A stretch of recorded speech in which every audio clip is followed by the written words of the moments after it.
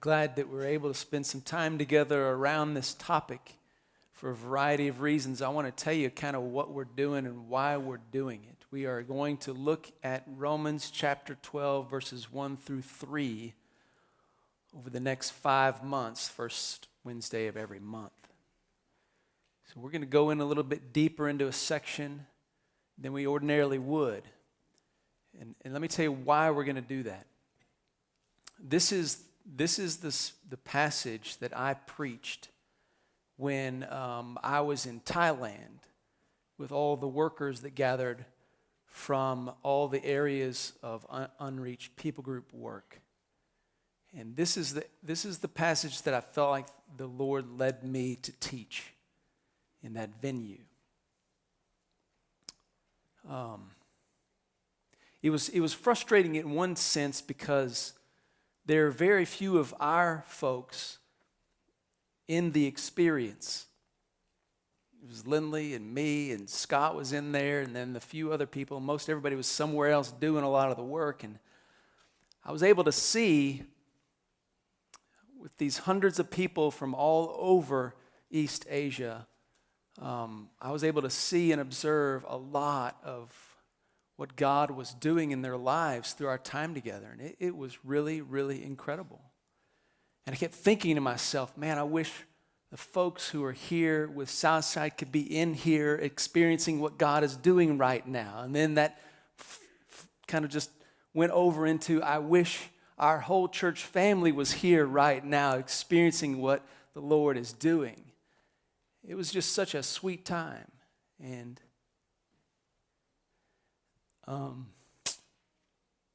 the Lord dramatically worked in my own heart and worked in Lindley's heart. And I'm here to tell you that we're still dealing with what God began to do in our hearts during that time. And my heart is still not settled because of what happened then. And so I came home and I was like, what do I do with all that God did there and in me? How do I capture that? How do I share that? And I didn't have a good answer. Somebody on the trip suggested that I jump right in and teach this material and that I share this with our church. And I just didn't know what to do. And so I put it on the back burner since last June. And I just kept it there before the Lord. Lord, if you want me to share some of these things with our church family, then I need you to make it clear. And I'm just going to wait. And so last semester we went through something else in Regroup, and this semester I had about 10 things I was brainstorming and asking the Lord what he wanted me to do. And I felt like he was leading me to do this.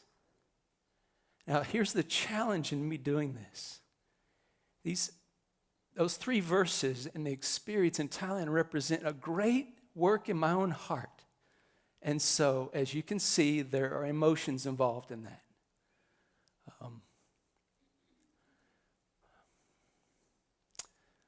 I can't try to duplicate what happened then with us now. That can't be my efforts. And so as I sat preparing today, I kept wrestling with, I cannot repeat what happened there because what happened there was your work. And that was then and there. And now I'm asking you to do a new work in my heart and in our hearts as we dig into the same truths. And so I'm enthusiastic about what new work God will do in my life and in your lives as we dig into these truths. But bear with me if I get hung up along the way and get off on a tangent of talking about something related to then. I'm not trying to repeat what happened then. I'm still processing what God is doing in my own heart that started then and is continuing to this moment. And I just want to invite you into that as we gather around Romans chapter 12.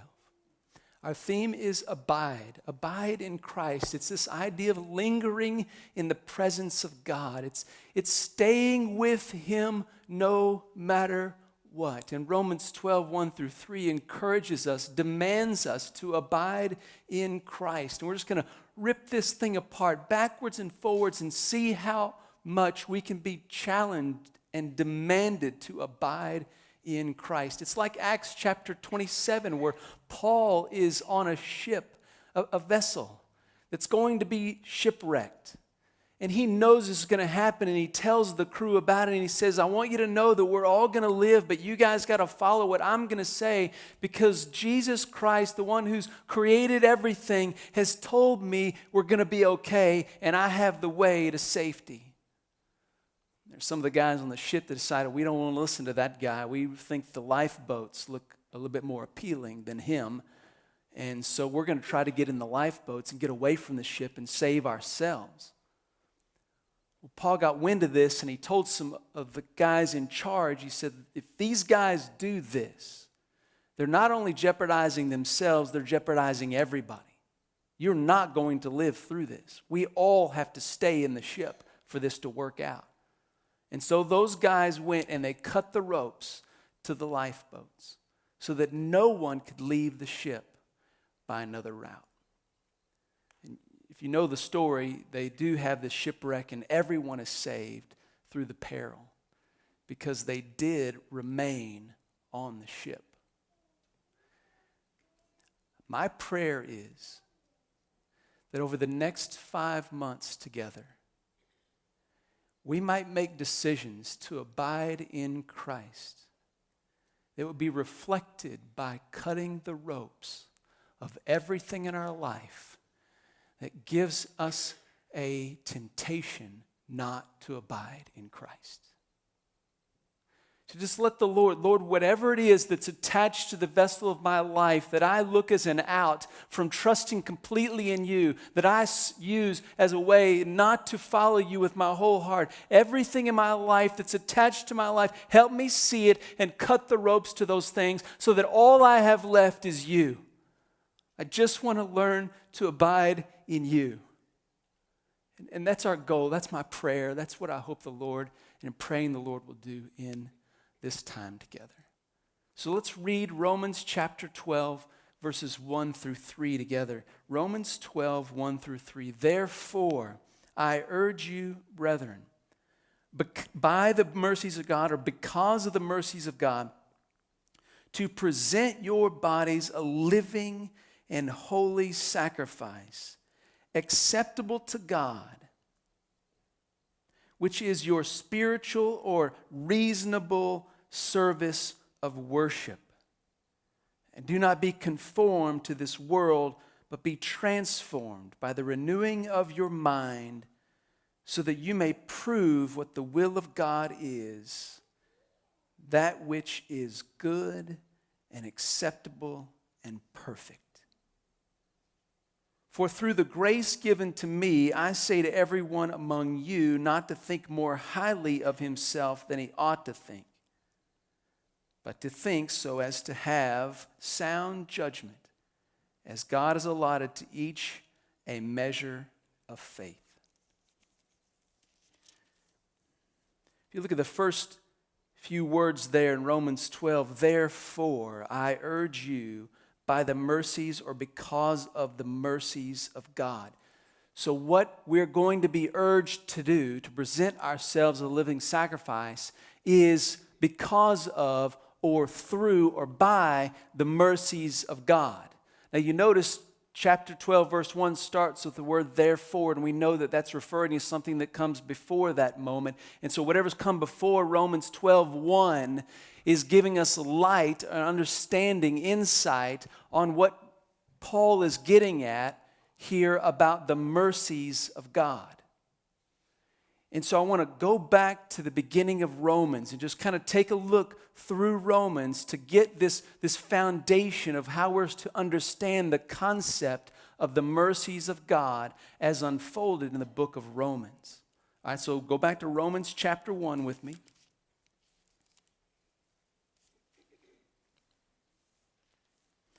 And in Romans chapter 1, verse 16 and 17, we see the theme of Romans communicated here. This is what the entire book is going to be about. Romans 1, 16 through 17. For I am not ashamed of the gospel, for it is the power of God for salvation to everyone who believes, to the Jew first, and also to the Greek. For in it the righteousness of God is revealed from faith to faith, as it is written, but the righteous man shall live by faith.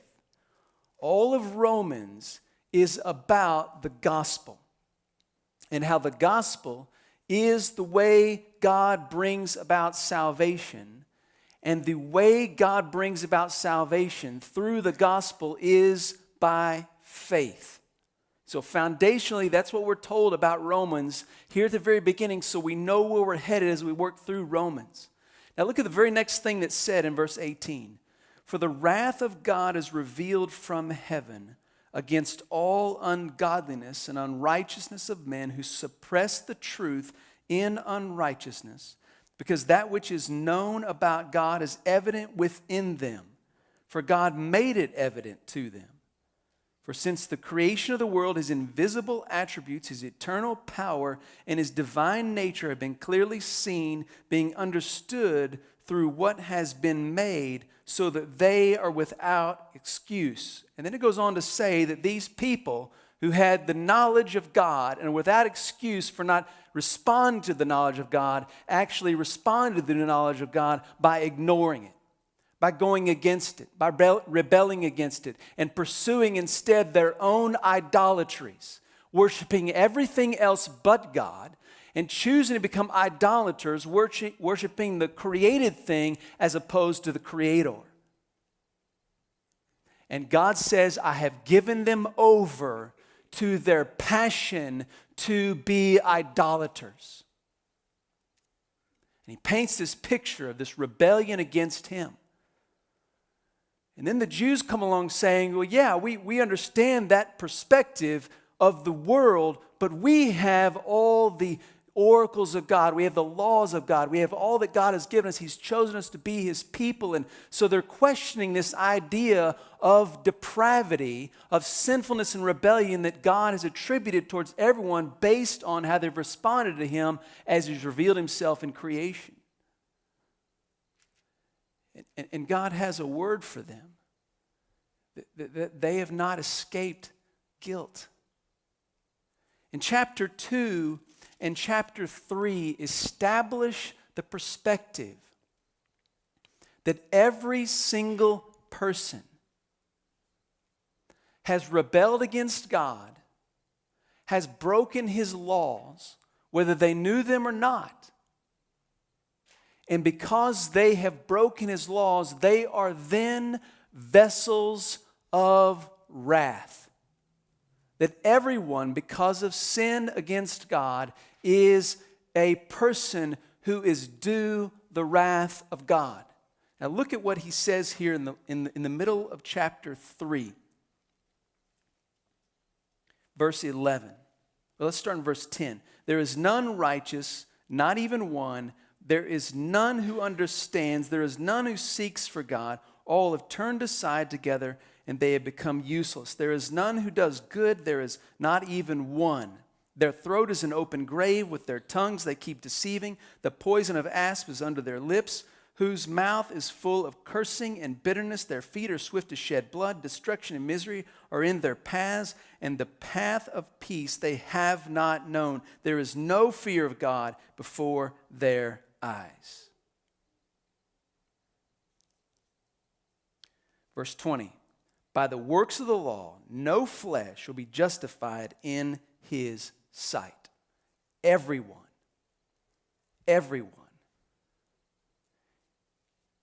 is due the wrath of God. Now here's the challenge. We rarely, if ever, I don't know that we ever, see ourselves the way we really are. Apart from Jesus Christ, according to Romans chapters 1 through the first half of 3, apart from Jesus Christ, we are that description. We have never sought God. We have never feared God. We are due the wrath of God. No matter how bad you might admit that you have been apart from Christ, it will not be bad enough. Vessels of wrath. No hope, no God, no life. Nothing but wrath. That's it. But look at verse 21 of chapter 3. Here's a turning point in the message of Romans. But now, apart from the law, the righteousness of God has been made manifested, being witnessed by the law and the prophets, even the righteousness of God through faith in Jesus Christ for all those who believe. For there is no distinction, for all have sinned and fall short of the glory of God, being justified as a gift by His grace through the redemption which is in Christ Jesus, whom He displayed publicly as a propitiation in His blood through faith. This was to demonstrate His righteousness, because in the forbearance of God, He passed over sins previously committed for the demonstration of His righteousness at the present time, so that He would be just and the justifier of the one who has faith in Jesus. Did you hear what that just said? Did you hear the display of God's righteousness? God could have displayed His righteousness by pouring out His wrath on each of us justifiably. He could have adequately and sufficiently displayed every bit of His righteousness perfectly without flaw by pouring out His wrath on all of us. But He didn't.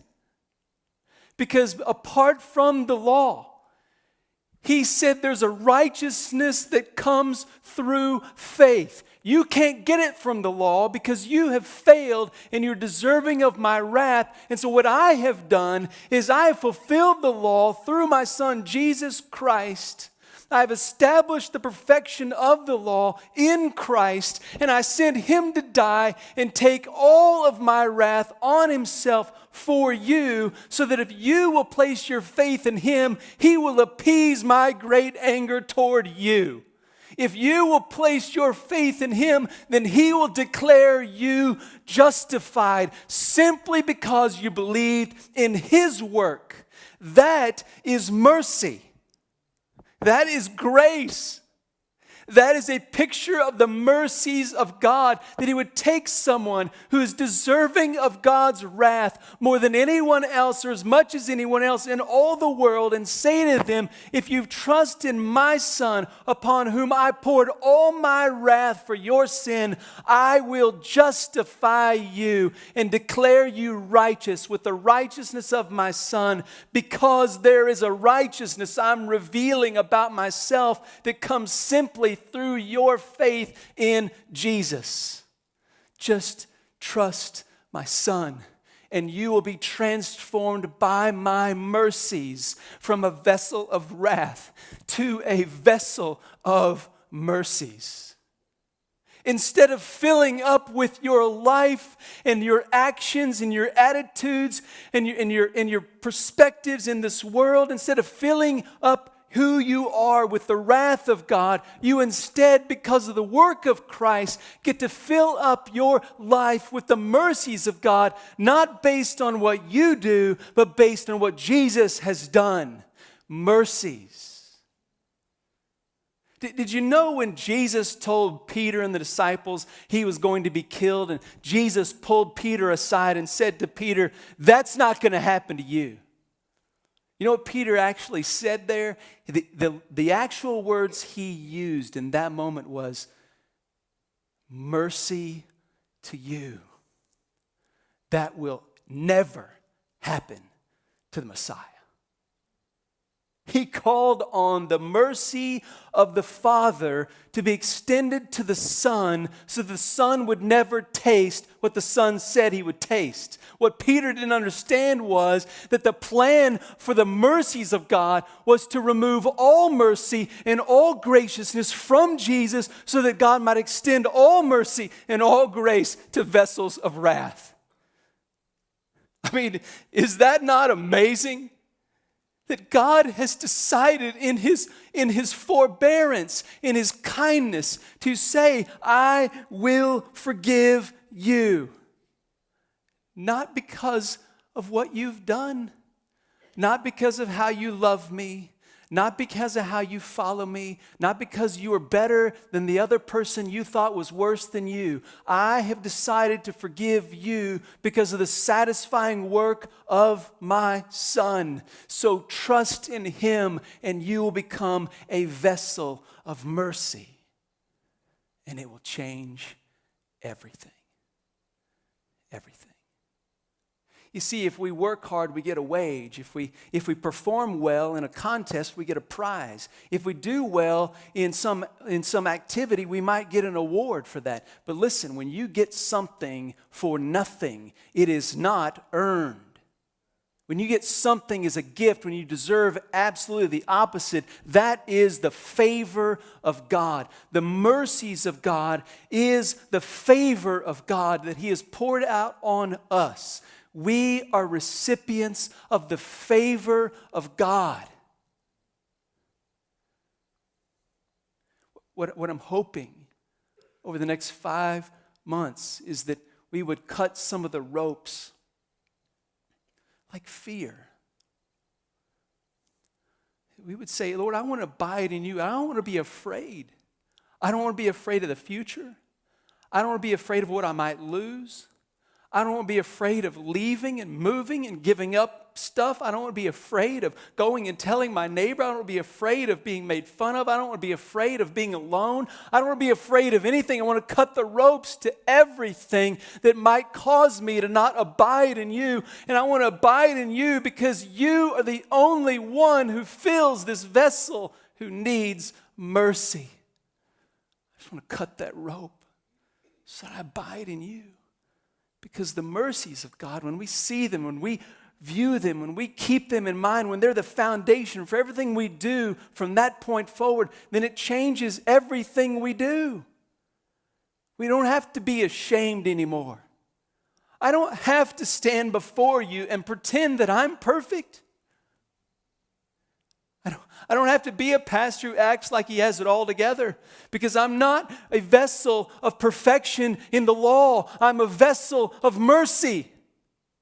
You don't have to pretend that you're not dabbling in some sin anymore. You can just come out and say, I'm dabbling in some sin and I need to be a vessel of mercy here and receive the mercies of Christ in this moment. You don't have to be afraid of what's happening in your home and not telling somebody what's going on in your marriage. You don't have to be afraid, teenagers, to think, I don't connect with my parents. I don't know how to do this life as a teenager. I don't fit in at school. I don't know how to be a Christian. You don't have to work in the shame and fear of who you are. You are a vessel of mercy, and you can cut the ropes of all of that stuff and abide totally in Christ. That's what he's done for you. That's who you are, a vessel of God's mercies. I remember there's a couple times that Lindley and I have spent some very memorable moments at some rivers. One of them is a river in the Yellowstone National Park. If you've been there, there's a river you can walk down and stand on a platform, and it's this enormous, massive river. And it flows over the edge of this huge cliff, creating this massive waterfall. Now, I'll never forget standing there and leaning out over the edge and looking at this water flowing by with this incredible power, massive amounts of power. And it really made you scared, so scared that you kind of had to step back a little bit, afraid that because if you fell in, you knew that the moment you fell into that water, it's over. In fact, there's stories about people who have tried to jump out on a rock or something in there and just get out into the river just a little bit, and they stumbled and they fell in and they were gone just like that. You cannot save yourself once you're in that river. You cannot change the course of that river. You cannot get out of that. You can't swim out of it. Once you're in that river, you are subject to the power of that river. That is the river of God's mercies. Once you are in the mercies of God, you can't swim out of them. Once you're in the mercies of God, you can't fight it. Once you're in the mercies of God, you will drown in the mercies of God. It's a river you cannot change the course of. It's a river you cannot affect. You can step into the river of God's mercies with all the sin you could accumulate in a lifetime, and you will not lower the river of God's mercy 1 ounce. He has enough mercy to cover all your sin. He will take you away. I can remember another river that I love to stand in. It's clear, it's nice, you can wade out in it. It's beautiful water, it's clean, cold water. And I love standing in that river just thinking about the water going by. Because something about those waters you can wade in like that is that the water just keeps on coming. And it just keeps on coming. And every moment you're standing there in that river of clear, cool water, you're experiencing brand new water. There's not a bit of that water that's coming by you twice. It's all new water. If you stand in that water, that's constantly new every second. You were to take a little cup and dip that cup in that river and lift it up, it'd be full to overflowing. You could pour it out, you could dip it out again. You could even pour it out on the bank and dip it in again. You just keep filling that cup in over and over. You could get a bigger cup. You could get something so big you could barely hold it. Dip it down in that water, you could lift it up. It'd be overflowing. You could not deplete that water. You would not show any evidence in that river that that water had been depleted by the cups you dripping in there. And every time you dip a cup in there, it's brand new water. Every single time. Just like God says in Lamentations, every morning my mercies are new. Here's the problem. Sometimes I think we take the cup, our vessel of mercy, and we put it on the shelf, and we forget that we're always broken. We're always broken. And that means we got to stay in the river of God's mercy with our cup and just keep on dipping the cup over and over and over again. Keep on getting washed away in that river, to stay in the river of mercy, because we always need God's mercies. We never graduate from needing the mercies of God. We never outgrow the mercies of God. We never out-sanctify the mercies of God. We never move beyond it. We don't get good enough to move beyond the basic need for the mercies of God. We just got to stay in there and recognize that we are a vessel of mercy always, and we're always in need of the mercies of God. And God's mercies are so sufficient that there's never a time when we won't be overflowing with the mercies of God. Never. Ever. I hear people say things occasionally about what they think about their lives. Man, I'm just so frustrated with how things are going right now spiritually. I just don't feel like things are going good. I know I need to be doing more. I know I need to get better. I'm just really not praying well right now. I'm not. And they talk about their lives as if they're not measuring up to God. And it's got them depressed. Well, if you ever begin to talk about your spiritual life in a way that you think you're up to par with God and you feel excited about that, that'll depress you more than the other. Here's the thing.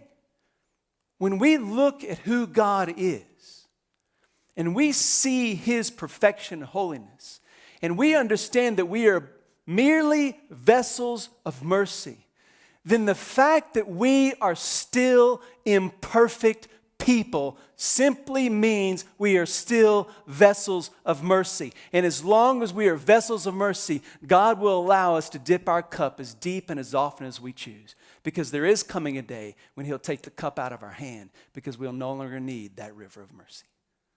We'll be made brand new, and it'll be done. But until then, we've got to abide in the mercies of God. Did you know that you can't come to the altar of making a sacrifice with your life outside of the mercies of God? Did you know that you cannot put yourself onto the altar of God for sacrifice with your life without the mercies of God? And did you know you cannot stay on that altar as a sacrifice to God without the mercies of God? Did you know that there's nothing you can do apart from Christ that does anything to worship God? It is the mercies of God that bring forth from vessels of wrath worship of God. So just hang out in the mercy of God. Focus on it. Dwell in it. Embrace it and keep filling up your cup over and over and over again. And it will change the way you spend the rest of your life. Because it won't matter what the world says. It won't matter what fears are there. It won't matter what apprehensions are there. If you are living from the mercies of God, you will go anywhere and do anything for the God of all mercy. When the Golden Gate Bridge was being manufactured, they had some significant delays early on in the building process. They had built scaffolding up in order to build the bridge, and as the scaffolding got higher and it got more dangerous in its location, there were several people that actually fell out of the scaffolding to their death as they were trying to build the Golden Gate Bridge. As you can imagine, if you were a worker in that situation and you were not one of the ones that died, you would then be scared of dying, and it would slow the process. You'd be really cautious and even more careful and maybe even hesitant to do some of the things you were being asked to do. And the delays were so significant that they were spending inordinate amounts of money trying to find a solution so they could speed back up the production of the bridge.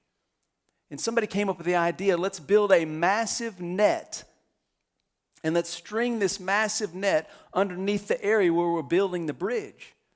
At first, they didn't want to do it because it costs so much. But then they figured if we can do this and it really works, we'll make up our cost. And so they did it. They built this massive net and they put it underneath the building section of the Golden Gate Bridge.